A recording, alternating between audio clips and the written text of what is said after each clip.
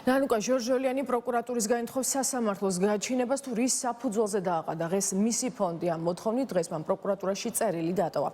ის ფინანსური ტრანზაქციების განხორციელებისას გაცემული თანხების დანიშნულებასთან დაკავშირებით პროკურატურის მიერ გავრცელებულ ინფორმაციას უარყოფს, რაც შეეხება აერწინაღების შეძენის საკითხს. ნანუკას ფონდში აცხადება, რომ აღნიშნული ინვენტარის შეძენა ხორციელდებოდა მაშინ, როდესაც აერწინაღების გამოყენება კანონით აკრძალული არ იყო.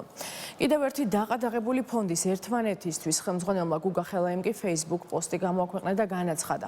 პროკურატურის განცხადება არის ჩვეულებრივი ცილის წამება ჩვენს ფონდს ერთი ტრანზაქციაც კი არ აქვს შესრულებული იმ დანიშნულებით, რაც მაგალითებად მოიყვანეს. ერთმანეთისთვის მაგიტომ დაერქვა, რომ ყველაზე რთულ მდგომარეობაში მყოფ ინდივიდებს და ოჯახებს დავდგომოდით გვერდით. აბსოლუტურად ყველა ტრანზაქციაზე იმავე წამს გვაქვს გადახდილი ყველა სახელმწიფო გადასახადი.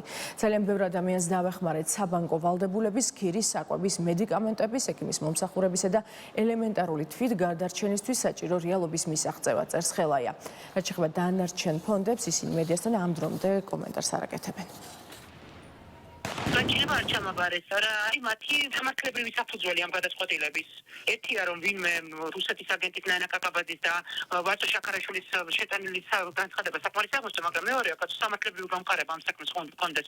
ანუ განცხადება საკმარისია ამ ქვეყანაში, რომ ყველა ფონდები დააყადაღო და ადამიანებს ისეთი საქმით აღუძრა საქმე, რომ რა ვიცი, წლების ციხეში გაუშვა. ხარეკაზე აპირებენ შემოსვლას. სავარაუდოდ წამოყენებენ ბრალს და არ ვიცი, დაველოდები. რამდენი აერწინაღი მაქვს შეძენილი. სტატუსაც ვიდეოს Facebook-ზე საჯაროდ ეს ინფორმაცია.